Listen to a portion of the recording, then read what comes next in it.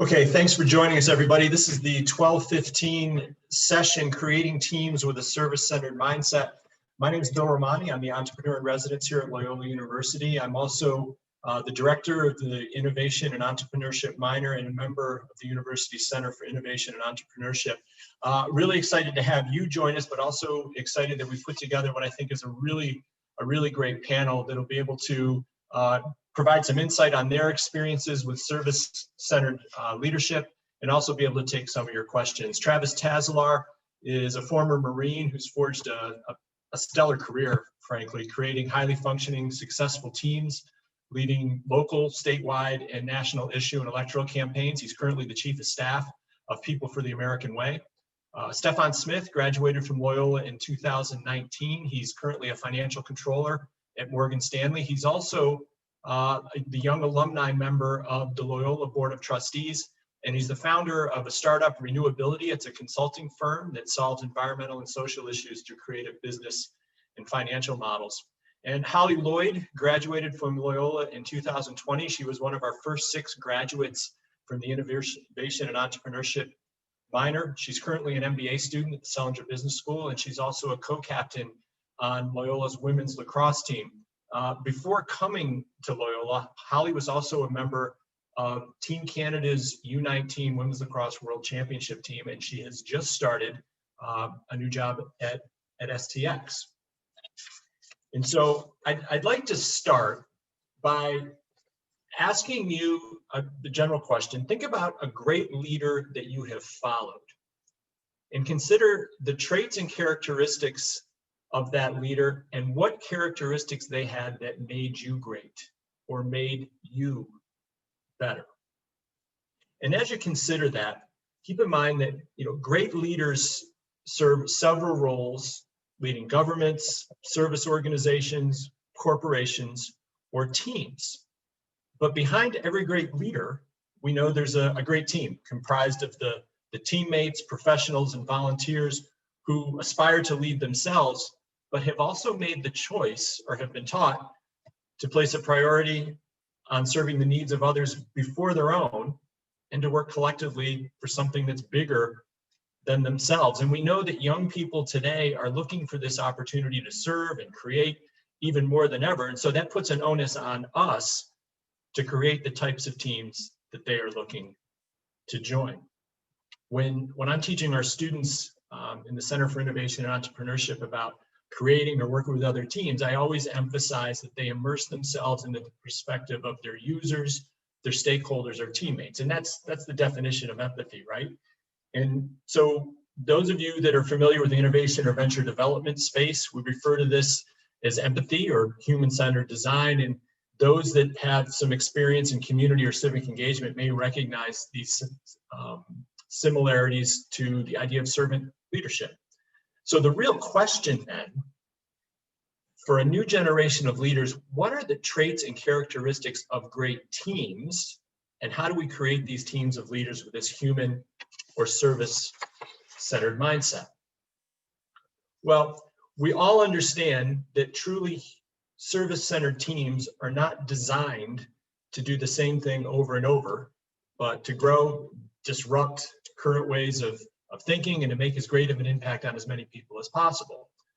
And so the way we do this is to create a team that strives for radical innovation, the highest levels of creativity, but also where there's a limited fear or no fear of taking productive risks or failure. But it's also important to understand that growth and considering and trying new things isn't always a comfortable thing, right? There's always an amount of uncertainty or discomfort. And you also need to have an acceptance that as you extend yourself, there might be failure.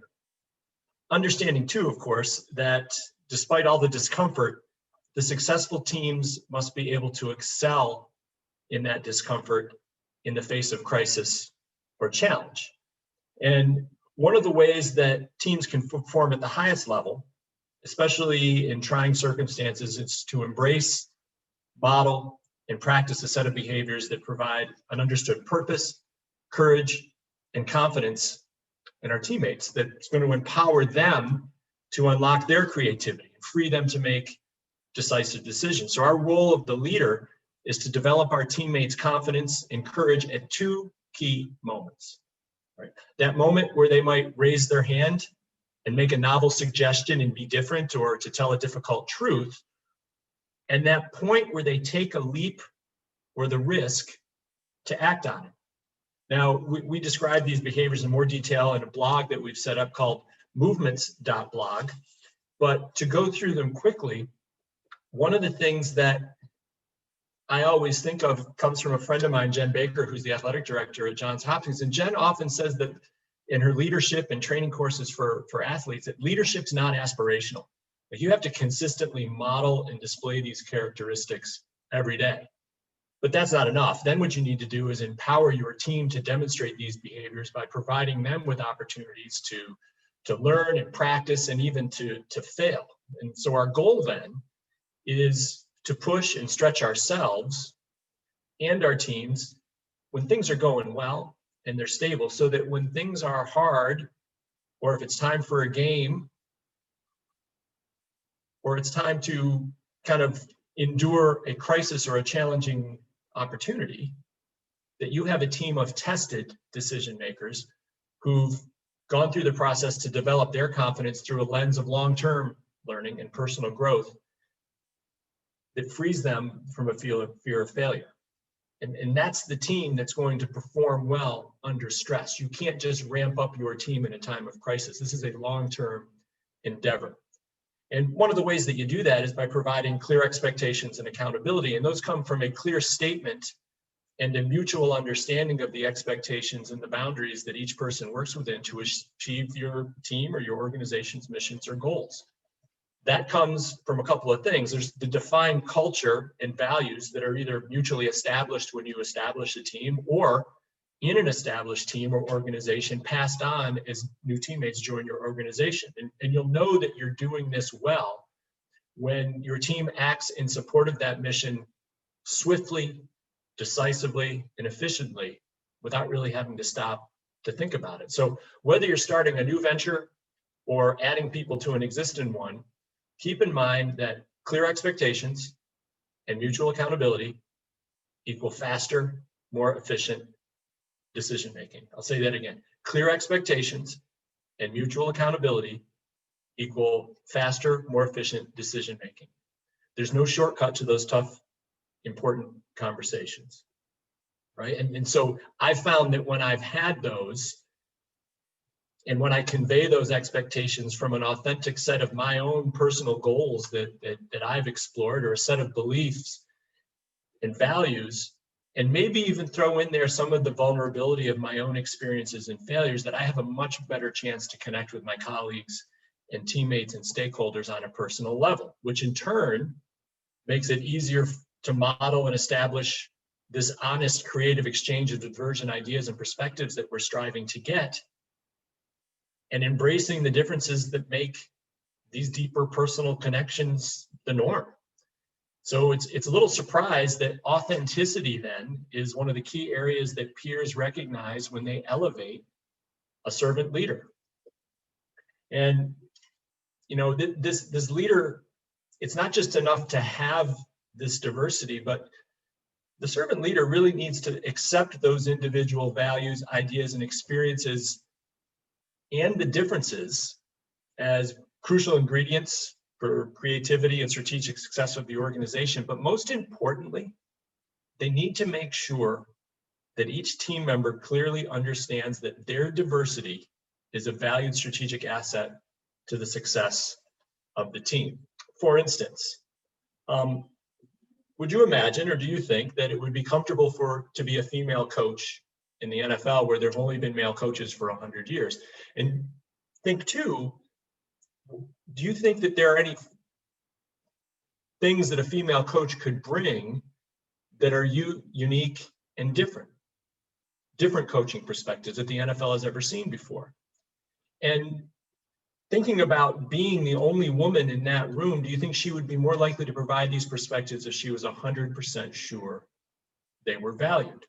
Or how about a female coach on a men's college basketball team right here at Loyola, which we have. I'm quite proud that Tavares Hardy has hired a female assistant coach here at Loyola. It's the 6th time that's happened in NCAA basketball. And we can think of, what great insights and new insights that Corin Adams will bring to the team. So, it just begs the question, do you think that a team or organization may achieve some type of strategic advantage by having this type of unique or more unique perspectives and diversity than a team that doesn't? Well, of course they would. And with all of the strategic thought that we put into culture that we would want to create for our teams, the characteristics and the traits that we want to find or develop, we seldom think of creating our team's culture with the same strategic mindset that we do when we identify our customers, putting together a communication plan or an investment strategy. We just described the benefits of creating a service-centered mindset. And quite honestly, a lot of those benefits are going to make your team a lovely place to work with, but they're also going to make your team perform at a higher, faster, more efficient level. Maybe even more so than some of the other areas that are more traditionally addressed in strategy. So why wouldn't creating your culture be a really big part of your organization's strategy? Our biggest asset in human or service-centered organization is the human part. It's our people. And our primary role as a servant leader is to serve the needs and to inspire the maximal growth and potential of all of our teammates. So if we go back to our initial question about how might we create great teams of leaders with this human or service-centered mindset, I want to remind you that answer can certainly come from the leader at the front of the organization. But your team is only going to be as strong and successful as the service-centered mindset and behaviors that you help each member of your team adopt every day in service to something that's bigger than themselves. So with that, I want to kind of kick things off with our panel, and I want to ask, the members of our panel, is it kind of as a way to introduce themselves, to describe their current roles in their organization and some of the most important traits or behavior that their organization uses to create a service-centered mindset. Travis, do you want to start? Happy to start. Hi, everybody. My name is Travis Tazelaar. I am the Chief of Staff for the People for the American Way. And rather than talking specifically about the People for the American Way, I'm just going to talk generally about, what are the traits and behaviors that I try to employ and try to look for when I'm hiring people. And one of the very first things that I make every attempt to look for is somebody that is mature enough and knows their self enough that they can orient their ego to outcomes rather than to themselves or to their own advancement. To me, it's one of the greatest skills that anybody can have, and I do think it is a skill. It's something you can learn. It's something that you can over time you can teach people to begin to subordinate their ego, and you can begin to sort of move their own sense of self-identity of, what does advancement even look like? Does it, is it, I'm going to be the number one seller this month, or I'm going to be the greatest helper of my community or of my team this month? Those are two very, very, very different identities that you can slowly but surely begin to move people in a certain direction. But I won't go into sort of every single trait that I look for, but somebody that can subordinate their ego, I'm all about it, because not only are they going to get along with me better, they're going to get along with their team better, and they're generally just going to think better. They're going to, be able to sort of reason better. They're going to be able to say, they're going to bring humility to the table and just be able to ask, am I wrong in this moment? Am I wrong in this decision? Or could I be wrong in this decision? Or could I be wrong in this moment? And that's really all I'm looking for. Not necessarily that you are wrong in this moment, but somebody that can just, they can put their ego in the back seat, and there's so many benefits that come with it. So that's my personal favorite. There are many others, and I'm sure you'll hear some more from the other speakers as well. Stephon, what do you think? What are some things that you've seen in your different role and more recent roles? All right, turn off my mute. All right. Stephon Smith, recent graduate. I currently work at Morgan Stanley, and to be more specific, I am in the fixed income division as a financial controller for securitized products, otherwise known as mortgage-backed securities and whatnot. Something that I, recently come out of college was very intimidated by, like a firm like Morgan Stanley was, you're thinking finance people, you're thinking accounting mindset, very, very quantitative minds. Something that really surprised me was that they're very human-centered in the way that they create their culture. There's groups for, whatever you affiliate with, and also within the teams, that being vulnerable and saying on the first day, I don't know how to do this, was very important for me to learn how to, be the person I am today, working on my projects and, leading some stuff, was because similar to a evergreen role at Loyola. Say again? No, we're good. We just had somebody coming on that wasn't you. You're all set. Oh, that's fine. All right. Yeah. So what I was saying was similar to like the evergreen role I can speak to similarly. You have that person that comes in your first year. Loyola has designed a whole program where when you come in, you're vulnerable. You don't know what it's like to be in college. You don't know what it's like to take a class. You don't know what it's like to make friends and I'll do all the things about and come with being independent. And that's why someone who's a peer mentor comes in and says, hey, I was just you like last year or 3 years ago or whatever, and I can help you, handhold you through all of that stuff. And so when I learned to say, hey, I don't know how to do this, people within my own team, as well as not even on my team, would reach out and say, hey, this is how you do this process. This is how you do your vacation. This is how you talk to your manager when you want to do X, Y, and Z. And I thought that was really important in developing like a culture and, having a center service mind, because people were willing to step up and help you out once you became and were aware that you were vulnerable and, and not trying to be that, I guess, like Travis said, be egotistical, like, yeah, no, I work for Morgan Stanley and I know how to do this. No, just say you don't know and someone will help you out. I don't know if that answers the question, but. Totally. No, Holly, what do you think? Yeah, so as Bill mentioned, I'm Holly. I am a captain of the Loyola Women's Lacrosse team. This is my second year as a captain, but fifth year. So yeah, I've been in a lot of various different leadership roles, I guess. On Loyola, I'm a captain, but in our last World Cup for Team Canada, like I was the youngest on our team. So I went from, being at Loyola and leading to being the youngest, and sort of following and learning, trying to fit into the different cultures as I go.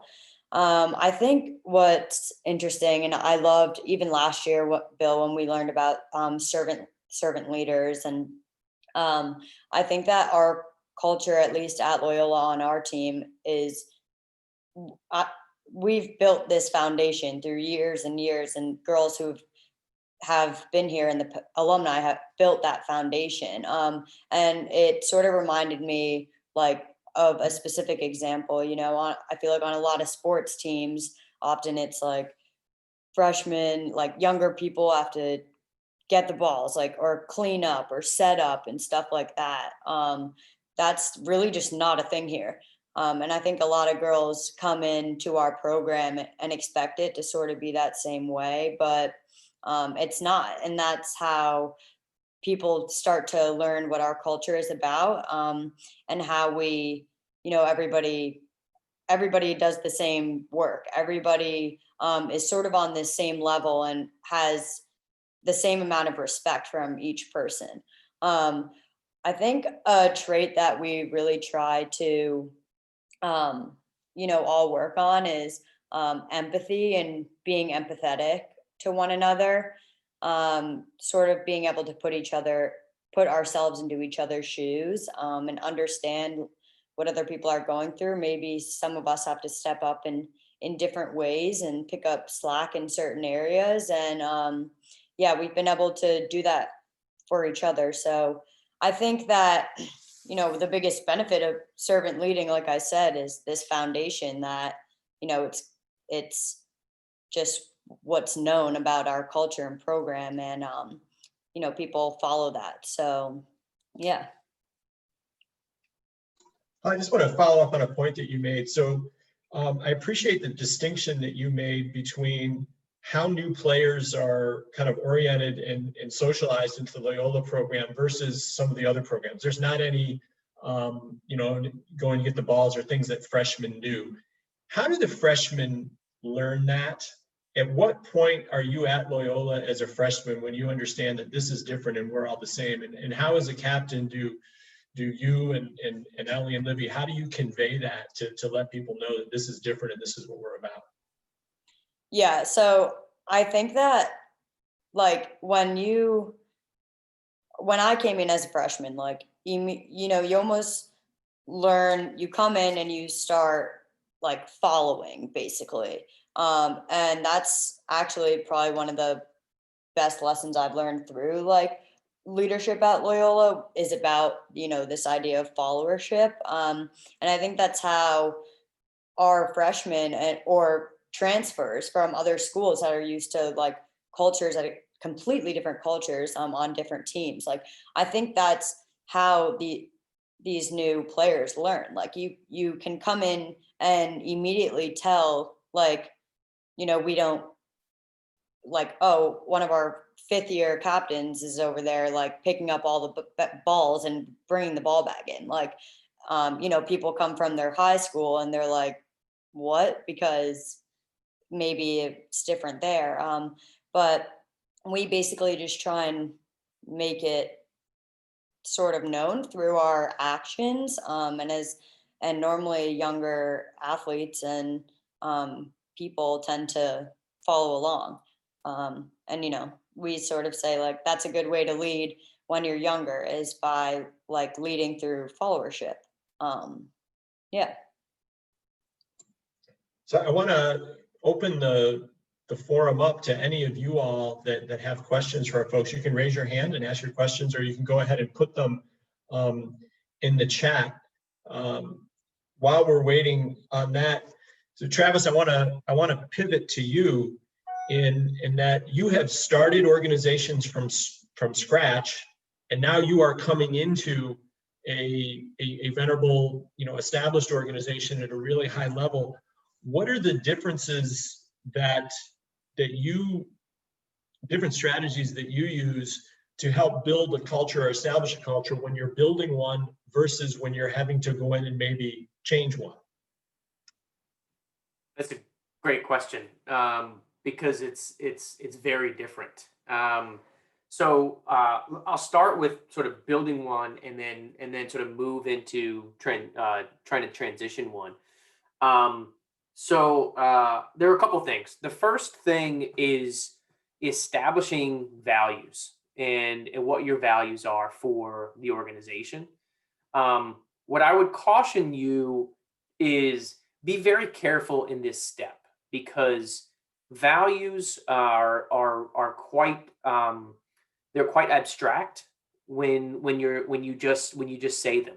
So values are often very useless unless they connect to very concrete behaviors that you want to drive your team towards. We could all sit here and choose a value and come up with very different definitions for that value. So you have to actually define what it is. You probably all have heard, some companies, having a no jerks policy. Yeah, but what does that mean? Like, what does it mean to be a jerk? And so your organization has to actually define what that is, because some organizations are going to view, being a jerk very differently than other organizations. Another is you as the leader can never, ever, ever outsource it. You can't outsource your leadership. You can't outsource, driving towards a culture. It has to be you. Bill talked about modeling the behavior at the top of the call, and you have to model it every single day. It's extraordinarily taxing on the individual, but you can't outsource it. It's just you can't say to somebody, my HR director or somebody else that like, hey, defining the culture of this organization is up to you, and I'm just going to go do my job. That's not how it works. Because you as a leader inside of an organization has an incredible amount of power as to how the organization will define and how the culture will get defined. And a lot of you who've even been in leadership positions, either you noticed it right up front if you're really perceptive, or maybe you learned it later on down the road, kind of like I did, that your people are watching you every single day, all day, and they will start to mimic you. And it's just natural human behavior. They watch the good things that you're doing, and they're going to watch the bad things that you're doing, and you have to model that behavior every single day. The next thing is whenever you come up with these values, you have to find a way to communicate it 10 times more than you think you do. And I don't mean you got to just stand in front of them and read from a list of, let me remind you today what our values are. That's the worst thing that you can do. What you need to find are examples. You need to sort of call somebody out, like, hey, today, Holly sort of demonstrated a value. I watched it, I saw it in action, and I just want to give her a shout out for doing it. What an incredible, team member that we have that is just demonstrating our values on a daily basis. You have to sort of praise people for doing that type of stuff. So, whatever you think, if you think whatever your communication method is, you have to 10x it, because otherwise it just doesn't sink in. You'll constantly, go to a junior staffer and say, hey, what are our values? And they'll be like, and like, that's a problem, if they can't even articulate them off the top of their head. The next thing is, in my opinion, hire slowly, because your job as a leader, one of the greatest jobs as a leader is who gets to come into our family. It's incredibly important for you to decide who gets to come into our family, because you get, when you start to bring people in, you start to bring in potential disruptions. And a lot of people, have used this model of they are interviewing for cultural fit. And it's a very common phrase that is used often. You probably have all heard it. I encourage you to discard it as quickly as you possibly can, and try to hire for cultural contribution. What about this person is going to make our culture better? What about this person is going to make our team better? And it forces you to think about it differently, and so your culture actually doesn't become homogenous. And then the last thing I'll say is, be intentional about everything. Whether it's your family, whether it's your friend network, whether it's a partner of yours, structures begin to form between human beings all the time. Communication structures, patterns that happen constantly. And you as a leader have the ability to sort of form those structures up front and be intentional about those structures, but make sure you understand that structures are going to pop up no matter what, right? You can either decide to be intentional on the front end, or you can just cross your fingers on the back end and hope that those structures that pop up are actually really positive. And so those are all things that I've employed when starting an organization from scratch. And as I'm moving into another organization now, where we're sort of beginning to modify, there's really only one thing that I would encourage you to understand, and that is trust. You will move nothing inside of an organization that you're trying to change, if you can't get people to trust you, if you can't sort of understand their humanness, if you can't understand maybe the pain that they've been through as an employee of the organization, right? Whether they be, maybe the organization has had racial justice issues, maybe there are all kinds of other sort of pain points, friction points that within that organization, and you've got to begin to understand, how can I get someone to trust me, and then trust that I'm going to move us through a process to actually get to a better place. It's everything. And if you can't do it, and you can't take those slow steps to try to get to that place, then you're just going to be running in place for the majority of your time there. And I think that gets back to one of the concepts, is building that trust and, authenticity and vulnerability, right? And creating your intention in the name of something that's bigger than yourself. Stephon, in listening to Holly and Travis, I'm kind of curious. So you talked about your experience in identifying a culture that was going to be a good fit for you, and then how you were vulnerable in the beginning by saying, hey, I don't know, and that was okay. At what point in a big place like Morgan Stanley, do you feel like you switch from being indoctrinated in to bringing other people in and promoting the values of the organization to other people that come behind you or with you? That's a great question. And I think it ties to something that Travis said about like showing concrete examples of the values that you have. So, I mean, my title in Morgan Stanley is still an analyst, right? But they have associates and directors that are hierarchically in hierarchy are above me.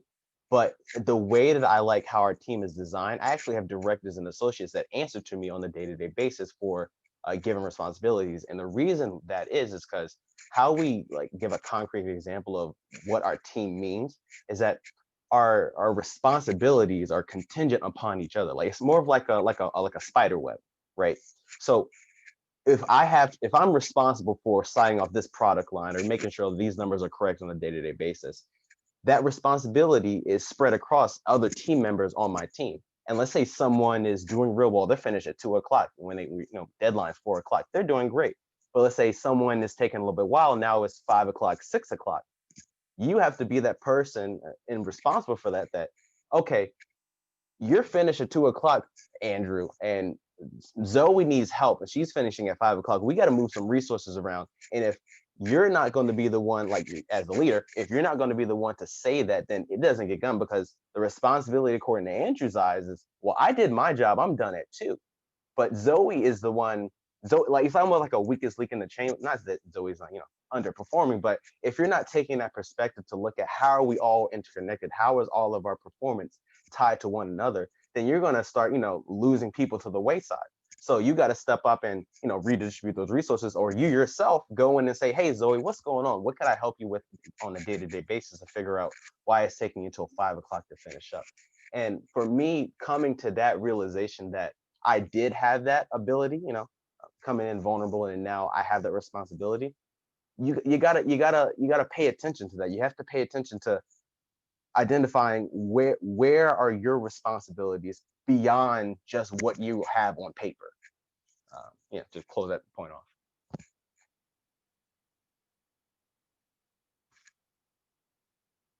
Oh, Julie, you have a question? Go ahead. Yeah. So Stephon, you talked about in the beginning about being vulnerable to be able to ask those questions when you're unclear on something and everything. So could you just talk about kind of like overcoming the fear of being a bother or like asking too many questions? Because I feel like that's like a big thing for me, is that I don't want to be too much of a bother when I feel unclear.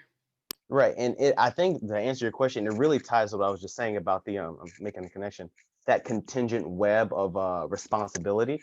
Because let's say I'm coming in, I've just started, it's been 2 months, right? And I have responsibilities on this, already moving train, but I don't know what's going on. If you don't ask questions to, figure out and be vulnerable, what can I do to be better? Then it just looks as though, you're being a little egotistical. I don't want to ask for help. I'm making the team work until 7, 8 o'clock at night on a day-to-day to do my deliverables. And it's not because I let them know I don't know what's going on, is they'll think is that, oh, they just don't care about the team. And so for me to gather up that courage, I had to recognize that there are people who depend on me. And if I take my personal pride over my ability to be vulnerable and ask for help, then people don't get to see their children on a day-to-day basis when they go home. I don't have kids yet, but there's people who have 3 or 4 kids and have other things to do besides working all day at Morgan Stanley. So it was about that, overcoming that pride to say, okay, I have to be vulnerable and open myself up to help other people. So there's a responsibility that you have to each other as you're building the trust that Travis was talking about, right? The responsibility to create an environment where somebody is willing to ask those questions, and your responsibility to the team to ask those questions so that you can perform at as high a level as possible, right? Exactly. And so when there is that, like we talk about it being a two-way street or communication, that's where that comes from, and that's where the trust builds. Because the first time, Julia, that you asked that question, like, okay, they told me I should do this, but I'm really not sure. And then it's positively reinforced. And then not only is somebody answering it, they're marshaling other resources to make sure that you have what you need. Now you trust in the system and what you've been told, and that value of compassion or teamwork or whatever it might be has been demonstrated, right? As Travis was talking about, it's not aspirational, it has been demonstrated. And so I think that that's really important. So there's also the case, though, where maybe Julia asks the teammate for help and they're not nice to her, or they don't answer her question. And this is a recurring deviation from the norm. And, in a hierarchical structure, if I'm a supervisor and there is somebody below me, sometimes that's an easy way to deal with it, right? But with peers, it's harder. And when we talk about service-centered leadership, we're talking about a little bit flatter structure. And so, Holly, I'm going to ask you the question because you are leading your peers on the women's lacrosse team. And you might get a transfer or somebody that is deviating from those values that you have stated you have the responsibility to uphold from all of the women that have come before you. How do you provide accountability to your teammates and to your peers? Yeah, I think, like you said, maybe it's a little easier when, the person leading you has been there for a long while and is much older than you or something like that. But it's really hard to, hold people accountable, and maybe sometimes could be awkward when you might be the same age. So yeah, I guess what I would say is there's really no script or like rules. This is what we've learned, is there's really just no script or rules to how to act or hold different people accountable in certain situations. I think that for me personally, it's been really important and like critical for me to like try and further understand each one of my teammates, so that if something happens or if they ask questions or if they're straying from our values or anything, knowing and understanding how my teammates would react in certain situations can help me, sort of decide what the most effective way to communicate to them would be.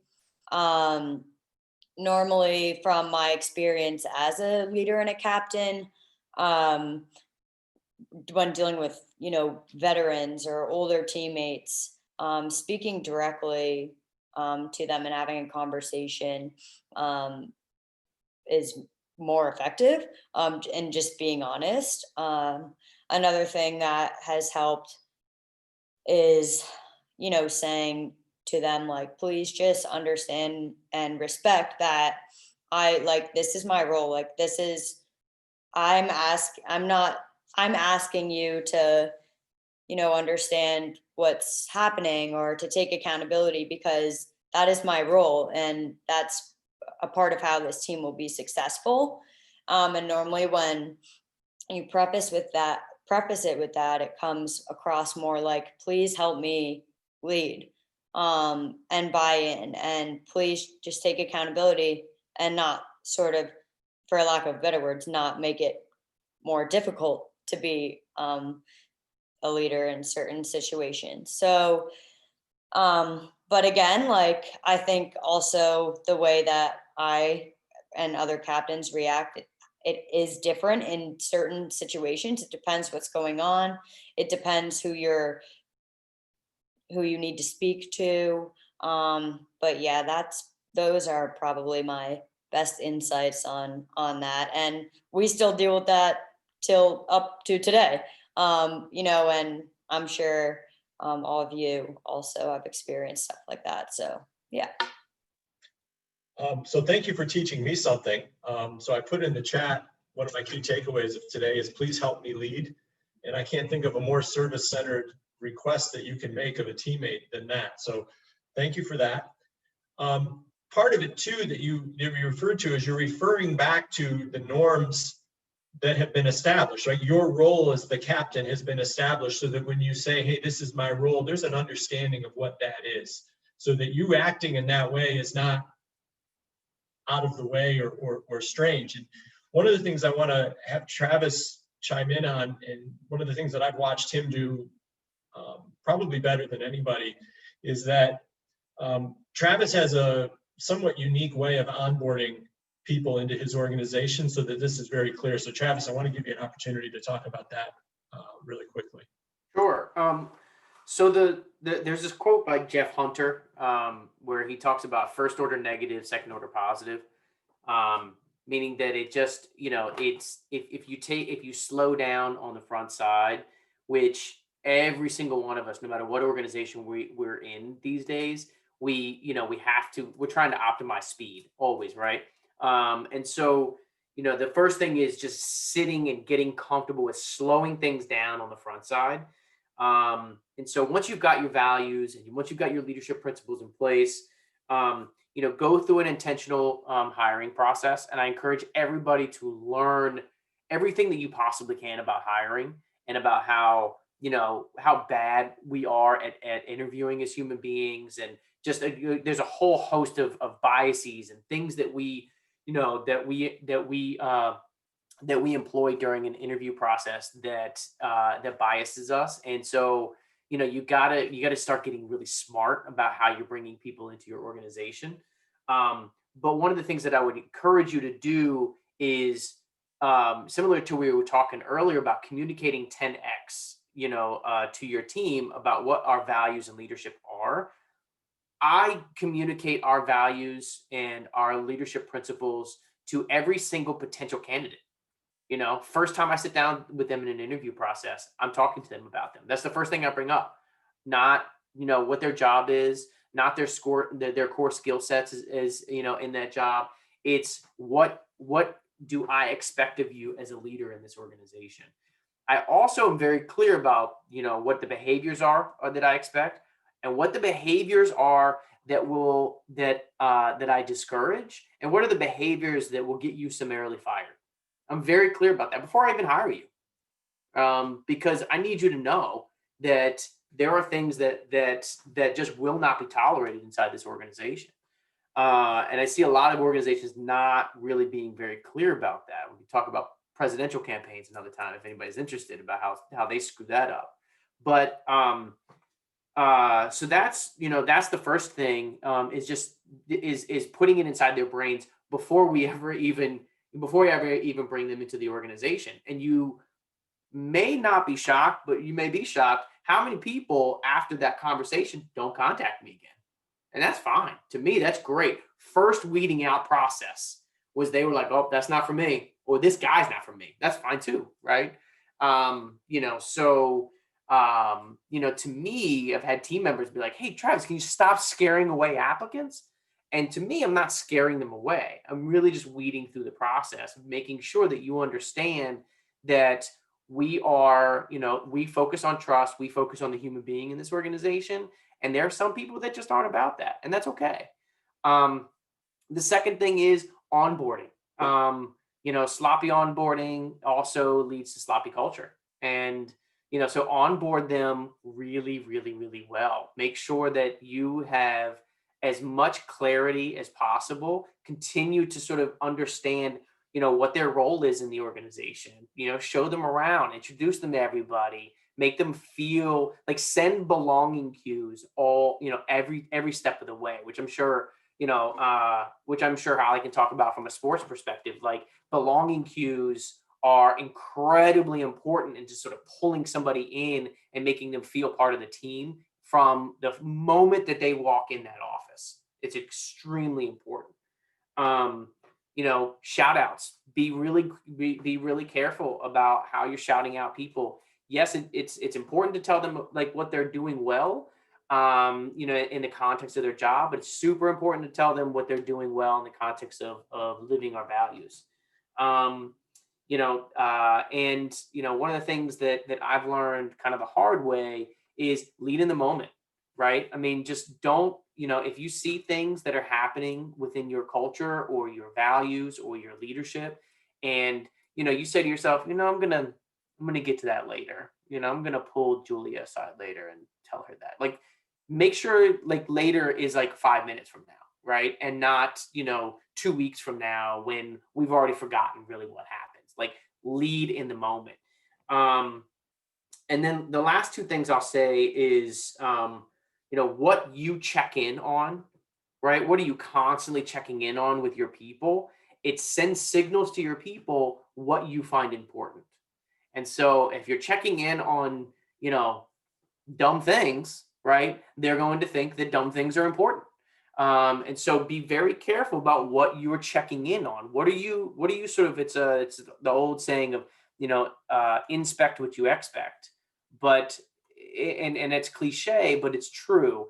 You have to check in on on the things that you're expecting from your team.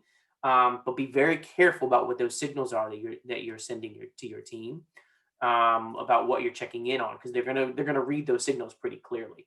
And then the last thing is, this is sort of something that I said earlier too, is you can't offload it. You can never, ever, ever offload this to somebody else. You can bring people into your process. You can include them in your process, but you can't offload it. And the reason for it is there's an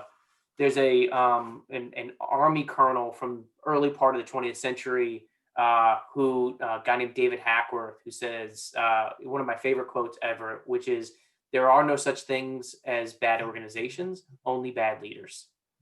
And when you really sort of sit with that quote, and you really sit with that for a long time, you'll understand that it's all about you, and it's all about sort of you owning every single thing inside the organization and owning all of your processes. And once you get to that place, I think things become really clear about sort of, for Bill, like, what kind of process do I need to put in place? And the first process is, it's all on you. Own it every single day. Just own it, and own your successes and own your failures too, and be very clear about them. Well, thank you for that. And I think to put Travis's onboarding process in a design perspective, no is an acceptable answer. The sooner the better, right? So if you can figure that out, that's great. I want to thank all of the students for participating today. There's a link in the chat that you can get on that will be the survey that goes back to the Leadership Summit. So please fill that out. I also want to thank Travis and Holly and Stephon, especially Stephon and Holly, for coming back and helping our students. There are a number of other programs on the Leadership Summit throughout today and into tomorrow. I'd encourage you to check some of those out, or some that you've missed. These will all be online so that you can go back and look at them as well. So thanks, everybody. I'm going to end it here. I will stay on if there's some other questions that people want to ask. If our panelists can stay on a few minutes, that's great. Otherwise, thank you for coming, and we'll look forward to seeing you all soon. Thank you so much. Thank you. Thank you. Have a good one. Thanks, Bill.